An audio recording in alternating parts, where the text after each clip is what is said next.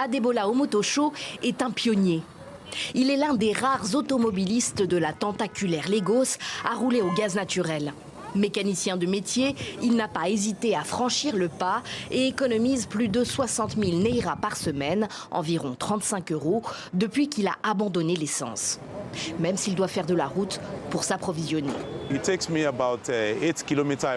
Ça m'éloigne d'environ 8 km de mon domicile, ce qui pose problème dans une certaine mesure parce que l'endroit où je m'approvisionne en gaz n'est pas sur mon itinéraire habituel. Bon, je dois juste faire un détour parfois pour être sûr de trouver du gaz. Mais même dans ces conditions, ça reste beaucoup moins cher pour moi d'utiliser du GNC. Le GNC, ou gaz naturel comprimé, que le gouvernement nigérian considère comme la solution miracle pour faire face aux pénuries chroniques d'essence et surtout à son coût prohibitif.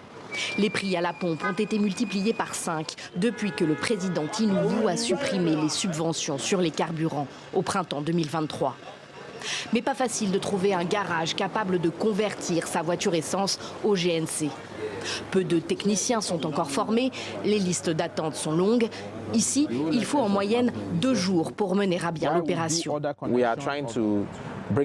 On essaie de ramener ce délai à 3 heures parce qu'on a un certain nombre de véhicules que l'on veut convertir d'ici 6 mois à 1 an maximum. Mais pour l'instant, on n'arrive pas à faire ça en 3 heures. C'est en cours. Et surtout, ça coûte cher, près de 2 millions de naira, un peu plus de 1 000 €. Le gouvernement propose des prêts aux particuliers, mais malgré tout, le frein financier est important. Cette spécialiste du secteur dirige une société qui aide les entreprises à passer des combustibles fossiles à des énergies plus propres. Pour elle, l'option GNC ne doit être qu'une étape. Alors qu'au Nigeria, on effectue notre transition vers le GNC, il faudrait considérer qu'il ne s'agit pas d'une transition unique, et plutôt savoir comment faire ça, de concert avec l'écologisation du réseau, l'introduction de véhicules électriques. Il faudrait permettre à des sources d'énergie encore plus propres d'alimenter nos voitures et nos moyens de transport. Les véhicules électriques polluent encore moins que ceux qui fonctionnent au gaz.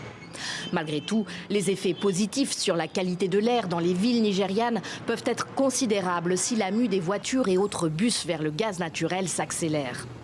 Il y aurait environ 100 000 véhicules sur les 12 millions que compte le pays qui fonctionnent aujourd'hui au gaz. L'objectif du gouvernement est de convertir 1 million de bus et minibus voués au transport en commun d'ici à 2026.